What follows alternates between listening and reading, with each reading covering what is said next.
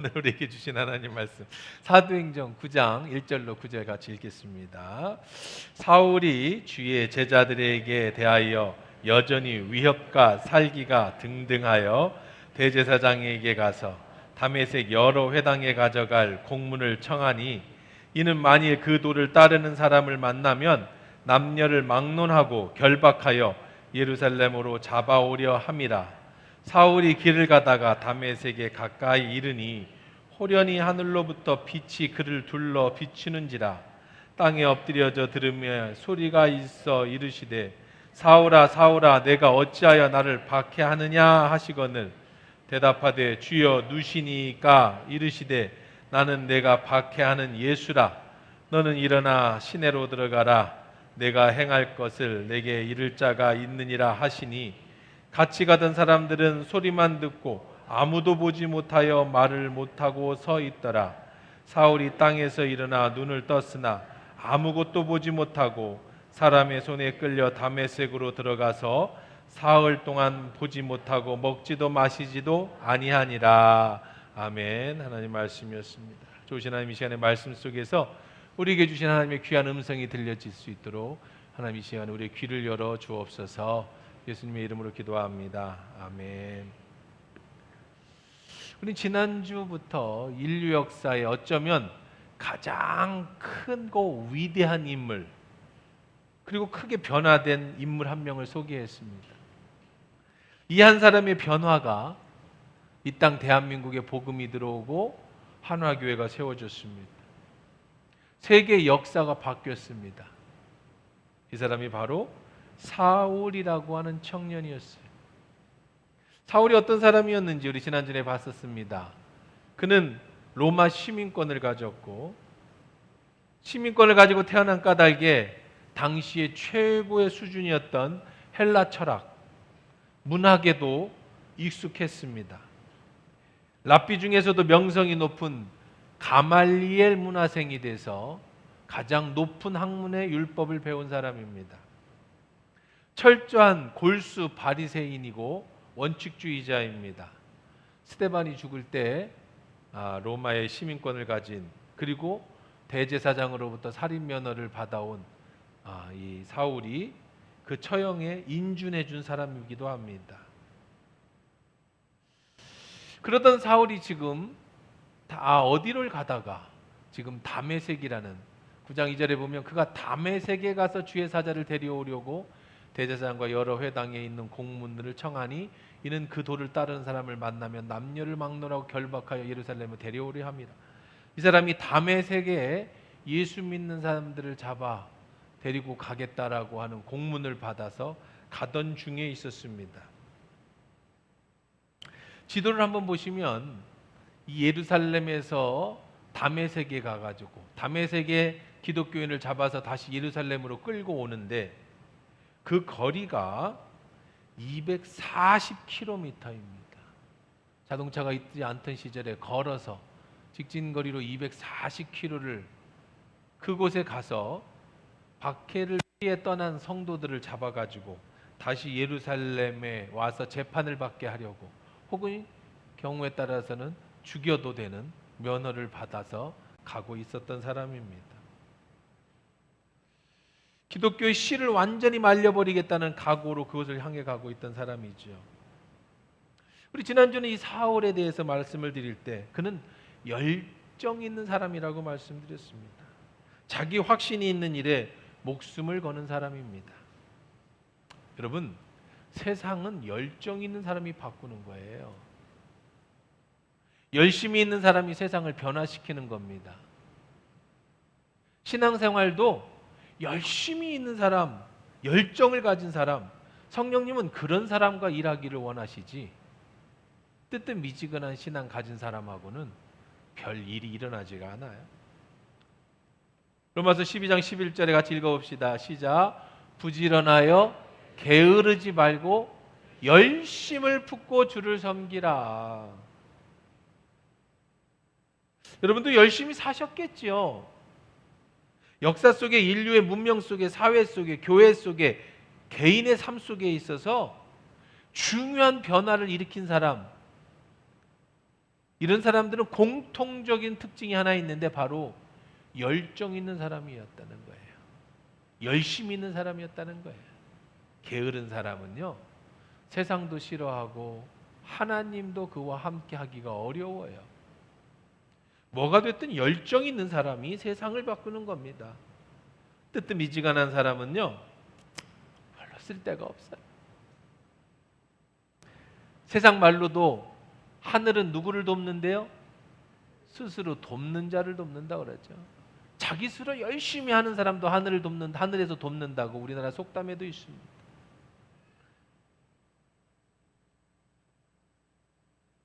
요즘 열심히 살라고 하면은요, 오늘 우리 같이 있는 여러분들을 대부분은 이해하실 텐데 MZ들은 싫어합니다. 열심히 살라고 말하면 뭐라고 하냐면 꼰대라고 그래, 꼰대. 왜 그러냐? 열심히 살 이유가 뭐냐는 거야, 지금 시대에. 그래서 아이들 열심히 알바도 하고 합니다. 그 알바를 왜 하느냐? 우리하고는 가치관이 좀 달라요. 여행 가려고. 열심히 돈 모아서 해외여행 가고. 집 사고 결혼하고는 별로 관심이 없습니다. 또 나라가 그 모든 것들 또 뒷받침해 주죠. 옛날에는 왜 열심히 살았어요? 열심히 안 살면 굶어 죽습니다. 근데 지금은 열심히 안 살아도 청년들 청년수당 주고, 실업자들 실업수당 주고, 이도저도 나는 안 하고 놀랍니다. 그러면 나라에서 생활보호 대상자로 지정하면 또 매달 6, 70만 원씩 또 주고, 쌀도 주고 밥도 주고, 그러다가 도저히 못 먹고 살겠으면 가서 일당질 몇 번 하면은 또 그냥 며칠 살고, 별로 미래에 대해서 염려가 없어요. 그러니까 MZ들 지금 젊은 세대한테 열심히 살라고 말하면 그냥 아유 꼰대가 하는 소리다 이렇게 들려요. 그런데요, 하지만 이 시대에도 젊은 청년들 중에는 정말 열심히 있는 청년들이 있어요. 열심히 사는 친구들이 있습니다. 그런 사람이 세상을 바꾸는 거예요. 세대가 아무리 이 시대가 열심이라는 게 없어지는 시대라고 해도 그래도 열심히 있는 사람이 이 세상을 이끌어가고 미래를 움직이는 겁니다. 우리 2일부 때 우리 학생들이 많이 나오는데 우리 애들한테도 그런 얘기 많이 했습니다. 열심히 공부해라.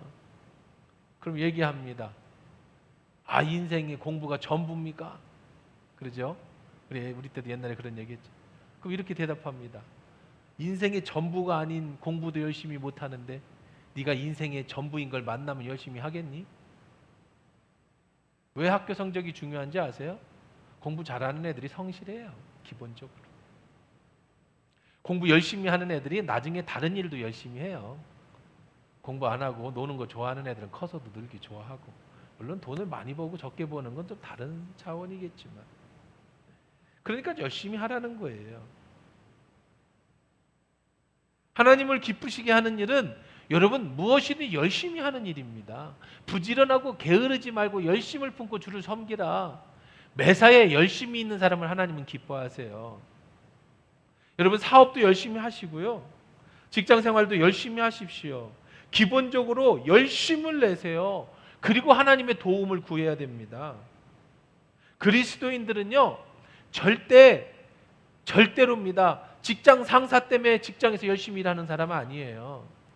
돈 많이 벌려고 성실하게 여러분 사업하시는 분들은 아닙니다. 우리는 왜 열심히 살아야 되느냐면 성경은 이렇게 얘기합니다. 골로새서 3장 23절입니다. 같이 읽을까요? 시작. 무슨 일을 하든지 마음을 다하여 주께 하듯 하고 사람에게 하듯 하지 말라. 우리의 모든 것을 보고 계시는 하나님이 계시니까 직장에서 직장 상사 눈치 보면서 대충 해가지고 월급 받으면 된다? 이건 기독교인의 자세가 아니에요. 우리 믿는 사람들의 자세가 아닙니다. 믿는 사람들은 직장 상사의 눈 때문에 열심히 일하는 게 아니에요. 무슨 일을 하든지 마음을 다해 주께 하듯 하고 사람에게 하지 말라는 하나님의 명령에 따라 순종하면서 무엇이든 최선을 다하셔야 됩니다. 그런데 중요한 게 하나가 있어요. 열심히 있고 열정적으로 세상을 사는 사람을 하나님도 도우시고 세상은 그런 사람에 의해서 바뀌고, 그리고 우리 그리스도인은 열심히 있게 모든 일에 최선을 다해야 되는데 중요한 포인트가 있어요. 문제는 여러분의 열심과 여러분의 열정이 선한 열심과 선한 열정이어야 된다는 거예요. 여러분이 열심과 열정을 낼 때는 분명한 목표와 방향성이 발라야 돼요. 무식한데 열정 내면 주변을 힘들게 합니다. 무더운 여름에 열심히 삽질해 보십시오. 땡볕에 가서 쓰러질 정도로 땅 파십시오. 아주 멋있죠? 열정적이죠? 좋아요. 그거라도 안 하는 것보단 낫지만 그거보다는 포크레인을 공부하세요. 포크레인을 부르세요. 여러분이 하루 종일 땡볕에서 땅 판 거 포크레인이 30분만 파면, 아니 몇 분만 파면 그보다 더 잘 파요. 열심은 좋은데, 열정은 좋은데 중요한 건 방향성입니다. 무엇에 열심을 내야 되느냐, 무엇에 열정을 가져야 되는 거죠. 더 큰 문제가 있어요. 더 큰 문제는 잘못된 것에 열심과 열정을 내는 사람이에요. 이건 해악이 되죠. 신앙생활도 열심히 해야 되는데 그것을 하나님을 기쁘시게 하는 열심이 되어야 되는데 자기 자신을 높이는 열심이 되면 이건 방향이 틀렸어요. 최근에 어느 목사님한테 말씀을 들었는데 그 교회에 큰 어려움을 겪었대. 무슨 일이냐 그러니까 청년 때부터 키웠던 어떤 젊은 부부가 있어요. 결혼도 주례가 하고 잘 컸어요.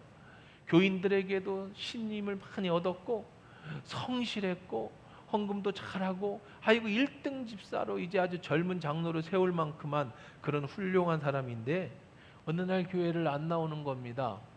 왜 안 나오냐 연락이 왔어요. 사방에서 연락이 옵니다. 목사님, 그 집사가 돈 갖고 도망갔어요.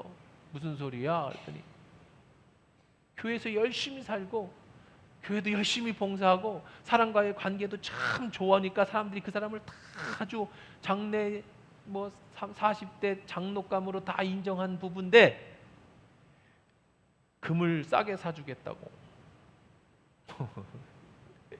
사기를 친 거예요. 55만 원 하는 금을 45만 원에 사주겠다고.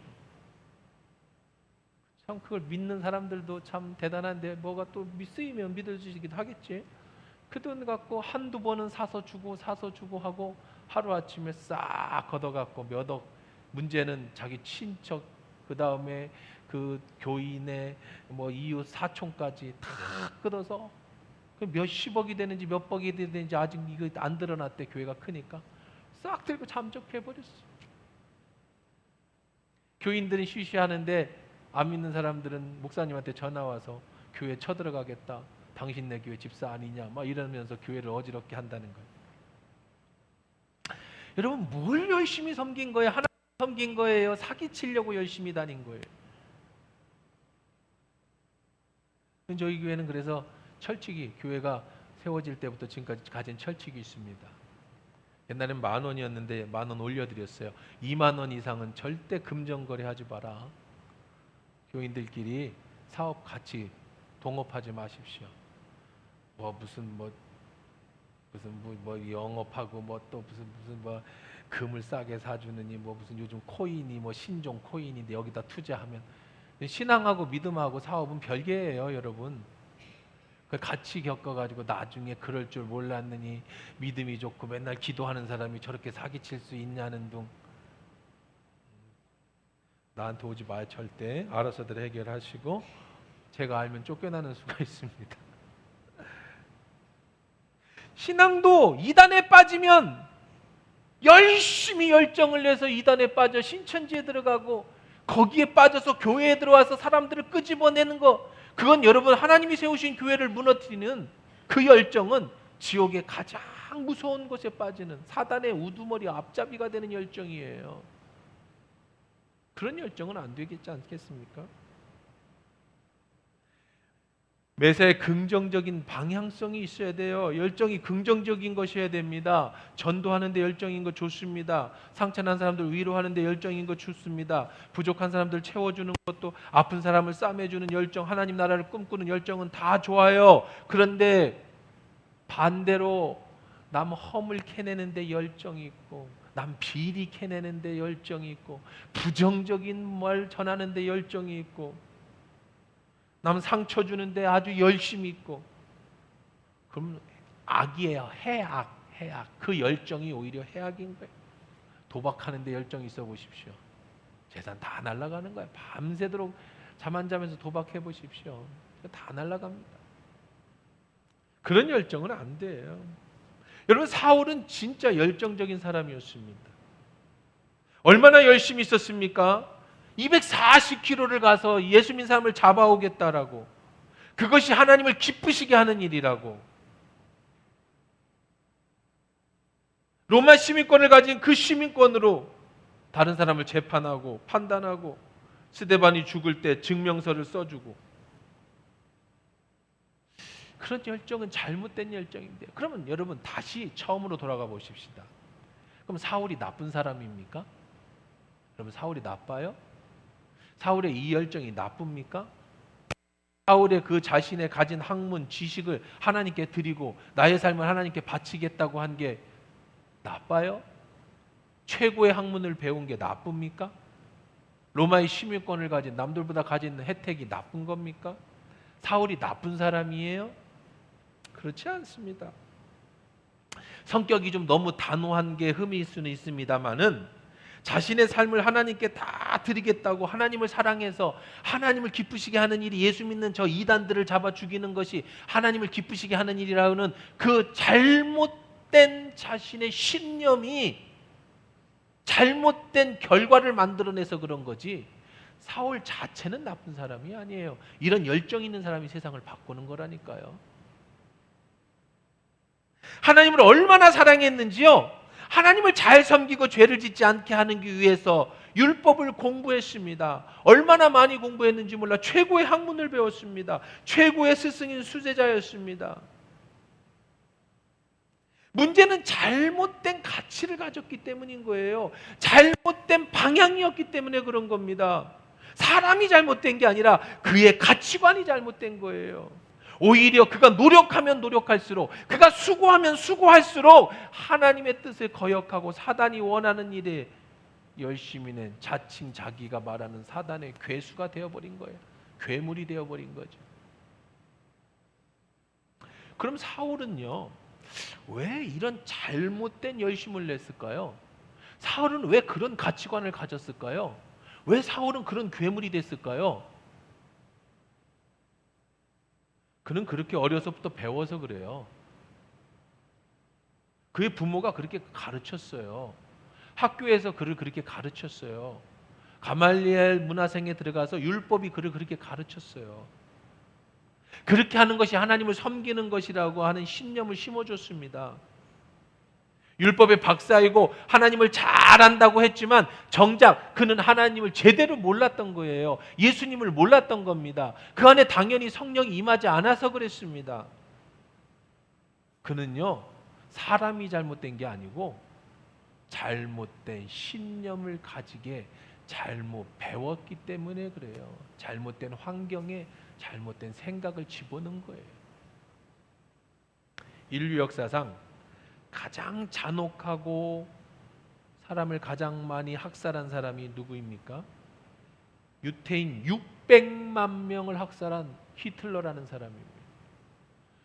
유태인만 600만 명을 죽였어요. 우리 전주 인구가 60만입니다. 전주 인구의 100배에 해당하는 600만 명을 죽였어요. 왜 그랬을까요? 히틀러가 왜 그렇게 사람을 많이 죽였을까요? 개인적으로요, 히틀러는 어린 시절에 미술학교에 입학을 하려고 했어요. 히틀러의 꿈은 예술가가 되는 게 꿈이었습니다. 그림의 소질이 굉장히 있었고요. 또 감수성이 굉장히 뛰어난 어린이였습니다. 그런데 미술학교에 입학을 하려고 입학 지원서를 내고 그 다음에 이제 실습을 받겠지만 어쨌든 떨어졌습니다. 심사위원 중에 유대인이 있었습니다. 그때 어린 마음에 유대인에 대한 증오심이 생겼어요. 저 유대인이 날 떨어뜨렸다. 유대인으로부터 거부감을 받은 거죠. 거부를 당했습니다. 그 집안이 별로 좋은 집안이 아니었지요. 그래서 빈에서 하층민 생활을 하던 시절에 그 빈에서 가장 부유한 지배 계층은 유대인들이었습니다. 그래서 반감이 굉장히 심했어요. 저들은 부자로 살고 나는 가난하게 산다. 저 유대인들이 우리 걸 착복해서 쟤들은 저렇게 사는 거다. 그 당시에 사회적 영향도 있었습니다. 히틀러가 자란 독일과 오스트리아는요, 이미 오래전부터 반유대적인 전통이 존재하고 있었어요. 차별이 있었습니다. 유대인 차별이 있었어요. 이 차별을 거슬러 올라가면 중세 시대부터 있었던 겁니다. 중세 시대에는요, 여러분 잘 아시는 것처럼 기독교가 이제 로마가 기독교를 정하고 전 세계로 기독교가 퍼져나갔잖아요. 그러면서 자연스럽게 누구를 원수로 삼게 되었느냐면 유대인들을 원수로 삼게 됐습니다. 왜 그랬어요? 예수를 죽였잖아요. 유대인주의자들은 예수를 안 믿습니다. 여전히 예수를 죽이고도 다른 지역에 살면서도 하나님이라고 하는 신을 믿고 모세의 율법만을 외우고 그리고 예수 그리스도를 구주로 영접하지 않아요. 그리고 자기들이 예수를 죽인 것이 정당하고 떳떳하다고 얘기하고 다닙니다. 근데 기독교는 이미 전 세계로 퍼져나가고 있었어요. 그래서 유대교에 대한 기독교적인 반감이 굉장히 강했어요. 뿐만 아니라 유대인들은 머리가 똑똑합니다. 하나님을 잘 섬긴다고 하고 그들은요 이 토라를요, 그러니까 모세 오경을요 달달달 외우는 사람들입니다. 태어날 때부터 엄마 아빠보다 하나님을 먼저 말을 하게끔 하는 민족입니다. 안식일을 목숨처럼 지키고요, 신앙을 자기의 생명을 다해서 바치는 유대인들입니다. 그러다 보니까 그들은요 똑똑해졌어요. 머리가 하나님이 복을 많이 주셔서 그런지 그 모든 지배층은 특히 이 돈은 다 유대인들이 가지고 있었어요. 19세기 20세기 초에 유럽의 경제 위기가 찾아옵니다. 정치적 혼란 속에서 이 위기 속에서 누구만 살아남았느냐? 유대인들만 살아남은 거예요.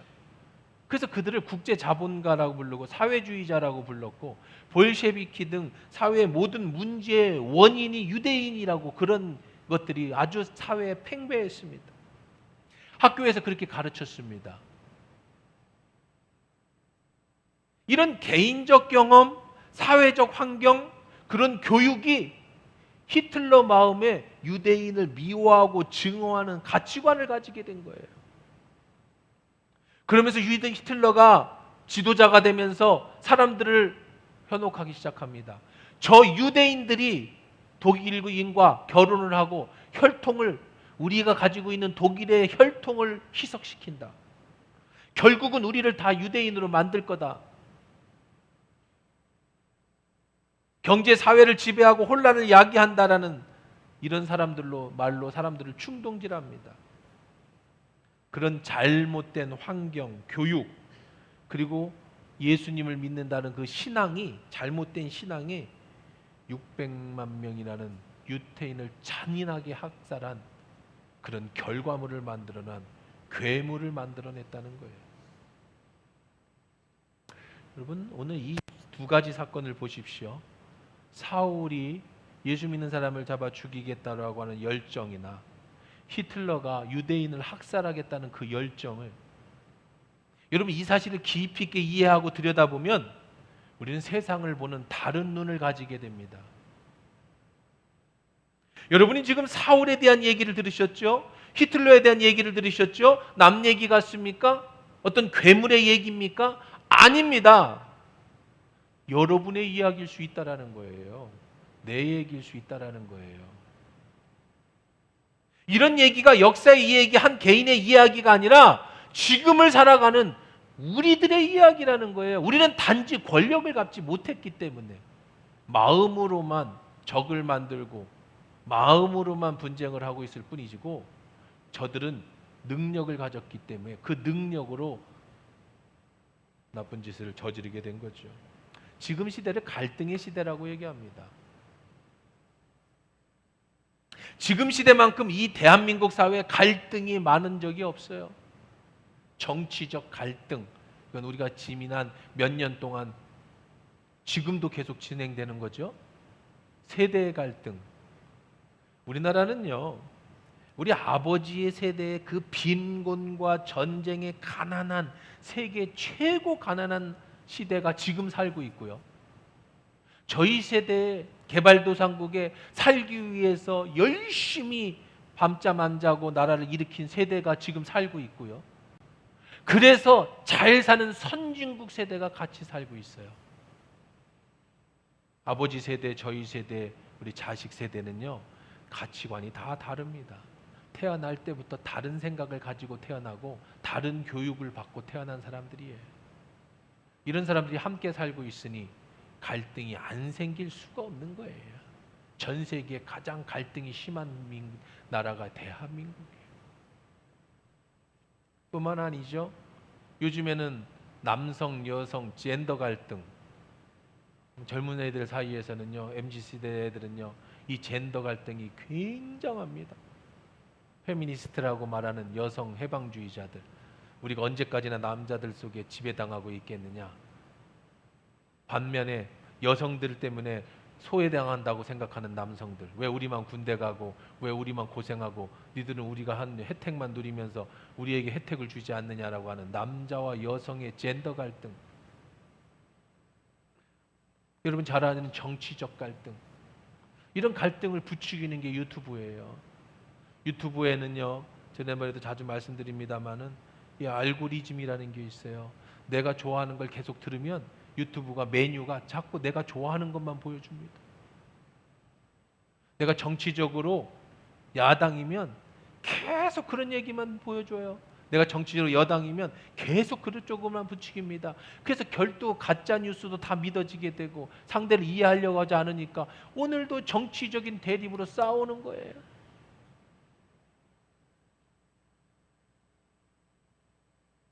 뿐만 아니라 계급 간의 갈등, 부유층과 서민층의, 지역의 갈등, 수도권과 지방의 갈등, 이념의 갈등, 진보와 보수의 갈등. 지금 이 대한민국은요, 온통 세대 갈등이 너무나도 심하고, 이런 것들이 유튜버나 이런 매스미디어가 사람의 갈등을 일으키고. 여러분, 세상 살면서 나하고 생각이 전혀 다른 사람들 만나보셨습니까? 그럼 답답하죠. 이해가 안 가죠. 쟤는 왜 저렇게 생각하냐? 쟤는 왜 저렇게 행동하냐? 그런 생각 가질 때 많지 않습니까? 근데 문제는 지금 젠더 갈등이나 이런 세대 갈등에서의 특징은 뭐냐면 끼리끼리 뭉친다는 거예요. 나하고 안 맞으면 어떻게 하면 돼요? 안 만나면 되는 거야. 내가 만나는 사람끼리 만나서 나하고 맞는 사람끼리 만나서 토론하면 그쪽이 계속 더 강화되겠죠. 그럼 나도 좋아요. 여성은 여성끼리 뭉쳐서 남자를 적으로 만들고 남자는 남자끼리 뭉쳐서 여성을 적으로 만들고 세대가 그래서 젊은 애들은 젊은이끼리 뭉쳐서 어른 세대를 꼰대라고 부르고 상종을 하지 않고 어른 세대는 젊은 애들은 쟤들은 다른 나라 외계인이니까 니들끼리 살아라고 하고 그러면 별 문제가 없어요. 그냥 갈등은 그냥 좋은 사람끼리 뭉쳐 살면 되는 겁니다. 그게 폭력 사태만 안 일어나면 괜찮아요. 그런데 문제는 뭐예요? 한 번 보고 말 사람 같으면 안 보고 말면 되는데 여러분의 남편이 도저히 이해 안 가는 인간이면 어떻게 할래? 여러분의 아내가 도저히 상대할 수 없는 그런 사람이면 어떻게 할 거예요? 여러분 회사에서 만나는 매일 만나야 될 직장 상사가 나하고 전혀 안 맞아요. 내 인생에서 떼어낼 수 없는 사람, 자식이 너무 이해가 안 가요. 그럼 어떻게 할 겁니까? 그럼 여러분의 인생이 되는 거예요, 그건. 그건 아주 곤란한 인생이 되는 거예요. 힘든 인생이 되는 거예요. 신앙생활을 하면서, 목회를 하면서 저도 여러분들을 볼 때, 성도들을 볼 때, 저 사람 왜 저렇게 행동하지? 저 사람 예수 믿는 거 맞아? 예수 믿는 사람이 왜 저렇게 행동하고 말을 해? 왜 그런 사람이 없겠습니까?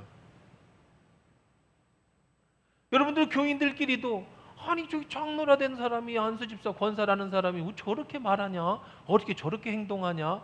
어떻게 저러고도 신앙생활을 하지? 이런 사람이면 어떻게 할 거예요? 매주 봐야 되는데.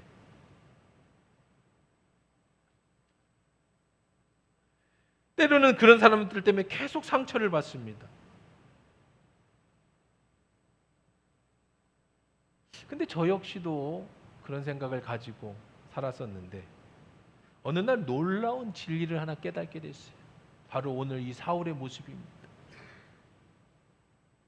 사울이 왜 그렇게 좋은 지방과 스펙을 가지고 최고의 엘리트 코스를 밟았으면서 최고의 율법학자 바리새인 중에 바리새인이면서 왜 예수의 적이 됐을까? 왜 예수 믿는 사람을 박해했을까? 그 사람은 그렇게 보고 자랐기 때문이다. 사울은 자기가 배운 대로 자기가 옳다고 생각한 대로 판단하고 그렇게 행동한 겁니다. 그러면 다시 한번 여러분 세상을 보는 눈으로 봐보십시오. 여러분의 남편은, 여러분이 이해 못하는 아내는, 여러분이 이해할 수 없는 자식은, 여러분이 이해 못하는 상사는, 여러분이 이해 못하는 목사는, 여러분이 이해 못하는 성도는 전부 그렇게 배우고 그렇게 자랐고 그런 가치관을 가진 사람이기 때문에 그런 거예요. 사람은 모두 자기가 배운 대로 자기가 옳다고 생각하는 대로 판단하고 행동하기 때문에 그런 거예요. 부부도 그렇죠. 여러분, 이혼을 합니다. 사람들이 이혼할 때 왜 이혼하느냐라고 이혼 사유를 보면 여러분 외도로 인해서 이혼하는 경우도 많이 있습니다만은 가장 많은 이혼 사유가 뭐예요? 성격 차이예요. 성격 차이. 성격 차이가 뭐예요? 도대체 저 인간을 이해 못하겠다는 거예요. 난 저 인간이랑 살 수가 없다는 거예요. 성격 차이가 너무 많이 나서, 가치관의 차이가 너무 많이 나서. 저도 결혼 신혼 초에 참 많이 다퉜습니다. 그래서 아내의 마음을 많이 아프게 했어요. 성격 차이가 참 많이 났습니다. 이해하기 힘들 때가 참 많았죠. 그런데 오늘 이 말씀 속에서 사울을 보십시다. 이 성격 차이가 어디서 나온 거예요? 아내와 제가 자라온 환경이 달라요. 서로 다른 환경에서 다르게 배웠습니다. 다르게 생각했어요. 30에 결혼했다면 지난 30년 동안 전혀 다른 생활을 살다가 이제 결혼을 했습니다. 그러니 당연히 안 맞죠. 당연히 부딪히는 겁니다. 저는 이 사실을 깨닫고 나서 상대를 그대로 인정하는 법을 배웠습니다. 그 사람이 왜 그렇게 행동하는가? 그 사람은 그런 환경에서 그렇게 자랐고 그런 환경에서 배웠으니 당연히 나랑 다른 생각을 하고 다른 행동을 하는 것은 당연한 거다. 상대를 이해하기 시작합니다. 여러분, 행복한 부부가 되는 비결은 다른 데 있지 않아요. 상대를 그대로 인정하는 데부터 시작되는 거예요. 제가 결혼 주례할 때 꼭 해주는 말이 있어요. 상대를 그대로 인정해줘라. 그리고 상대를 바꾸려고 하지 말고 내가 그 사람을 행복하게 해주려고 노력해라. 서로 부부가 그렇게 할 때 부부는 계속된 행복한 가정을 유지하는 거예요. 여러분 어느 정도 여러분 부부 생활에서 오랫동안 부부 생활을 유지하신 분들 한번 생각해 보십시오. 어떤 부부는요 60이 돼도 70이 돼도 손 꼭 붙잡고 다니고 행복해요. 너무 행복한 가정이 있어요. 어떤 부부는요 말도 안 하고 자식 때문에 이혼도 못하고 남처럼 사는 가정이 있습니다. 어디서 차이가 나는 줄 아세요? 서로의 다름을 인정하지 않는 부분에서 차이가 나는 거예요. 자꾸 바꾸려고 하니까. 여러분, 상대를 인정한다는 말은요 거꾸로 이렇게 생각하시는 분들이 있어요. 아이고 그래 불쌍하지. 저 집안이 저렇게 어머니 밑에서 자라가지고 에이구 내가 참아야지 뭐. 저런 불쌍한 집에서 자랐으면 그럴 수도 있겠. 이런 얘기가 절대 아니에요. 이렇게 오해하시면 안 됩니다. 이런 싸움이 안 끝나요. 에베소 4장 2절입니다. 시작. 모든 겸손과 온유로 하고 오래 참음으로 사랑 가운데서 서로 겸손과 온유로 하는 거예요. 남을 비하하고 무시하고 그러니까 그를 무시한 채로 인정하라는 게 아니에요. 여러분 더 구체적으로 말합니다. 빌립보서 2장 3절입니다. 같이 읽어봅시다. 시작. 아무 일에든지 다툼이나 허용으로 하지 말고 오직 겸손한 마음으로 각각 자기보다 남을 낮게 여겨라. 겸손은 자기보다 상대를 더 높이 여기는 마음입니다. 내가 꼭 옳다고 주장하는 게 아니에요. 상대가 옳을 수 있다는 걸 인정하는 겁니다. 반대로 나도 틀릴 수 있다는 걸 인정하는 데서부터 시작되는 거예요. 항상 나만 옳습니까? 여러분이 배운 게 전부예요? 여러분이 지나온 환경이나 여러분의 경험이 전부입니까? 상대방은 잘못됐어요? 아니에요. 여러분 많이 들어봤겠지만 틀림과 다름은 다른 거예요. 여러분 노란색으로 해서 다름, 여러분 다름, 영어로 difference입니다. 다름이라는 건 뭐냐면 서로 다른 특성, 생각, 의견, 방식 등의 차이가 존재하는 상태입니다. 옳고 그름이나 좋고 나쁜 판단과는 무관하며 상대방과 나의 생각과 방식이 다를 뿐이에요. 남편과 나는 틀린 게 아니라 다른 거예요. 자식과 여러분은 틀린 게 아니라 다른 거예요. 얘는 선진국에서 자라서 선진국 가치로 자라고 학교에서 그렇게 배웠고, 여러분은 개발도상국에 혹은 옛날에 그 참 빈민에서 그렇게 배웠기 때문에 가치관이 다른 거예요. 틀린 게 아니라고요. 틀린 건 뭡니까? wrong이에요. wrong. wrongness, mistake예요. 객관적으로 옳지 않거나 잘못된 것, 진리나 규범에서 벗어난 상태. 틀림은 교정이 필요하며 올바름을 위해 바꾸거나 바로 잡아야 할 부분이라는 거예요. 학교 다닐 때 여러분 시험 문제를 내면 틀린 거예요. 틀린 거. 다른 건 다 맞는 거예요. 틀린 건 답이 아닌 거예요. 가정에서도 여러분 다름을 인정하고 틀림은 바꿔가야 되는 겁니다.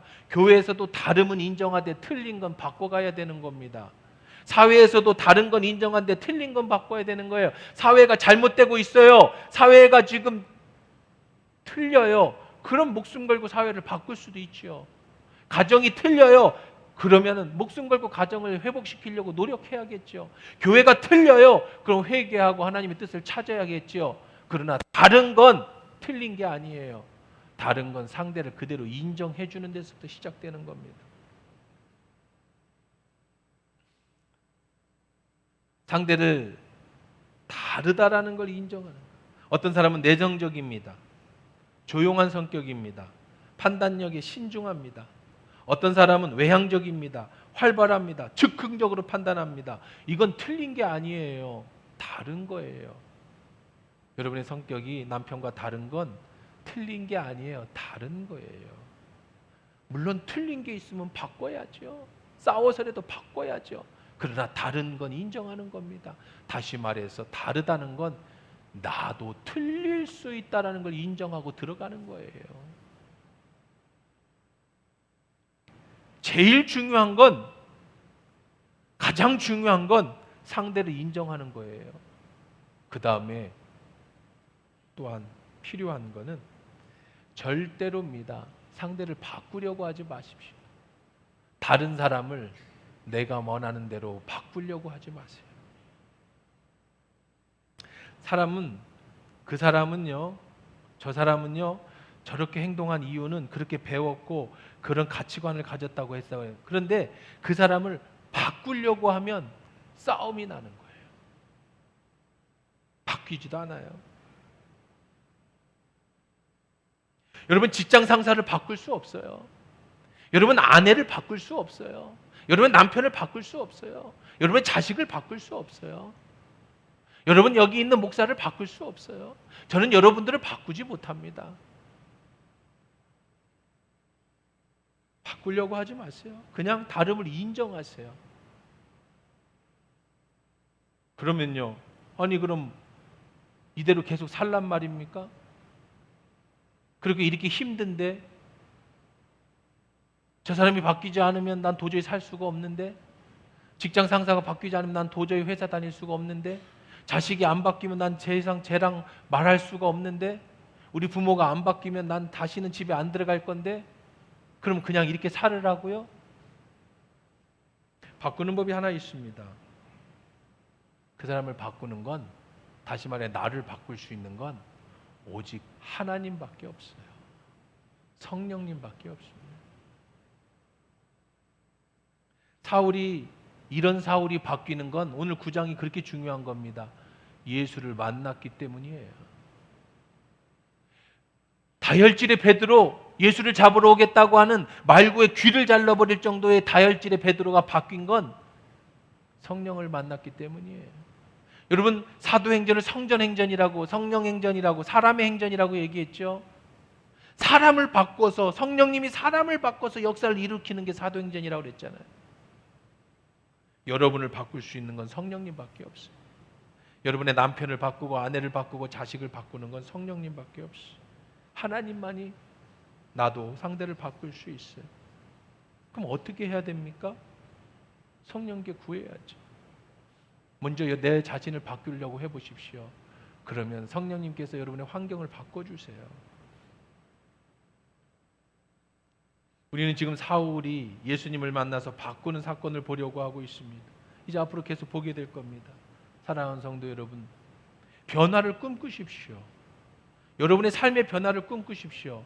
여러분의 가정의 변화를 꿈꾸십시오. 여러분의 자녀의 변화를 꿈꾸십시오. 우리 교회의 변화를 꿈꾸십시오. 여러분의 사업의 변화를 꿈꾸십시오. 직장의 변화를 꿈꾸십시오. 그런데 그 변화는 성령님이 나를 바꿔놓는 데서부터 시작되어진다. 다투려고 하지 마시고요. 상대를 바꾸려고 하지 말고, 상대는 인정하고 이해하고 여러분 자신을 성령에 의해서 바꾸려고 해보십시오. 그러면 여러분이 꿈꾸는 가정, 여러분이 꿈꾸는 교회, 여러분이 꿈꾸는 사회가 이루어집니다. 오직 변화는 성령에 의해서만 이루어지는 줄 믿습니다. 우리 같이 일어나서 기도하십시다.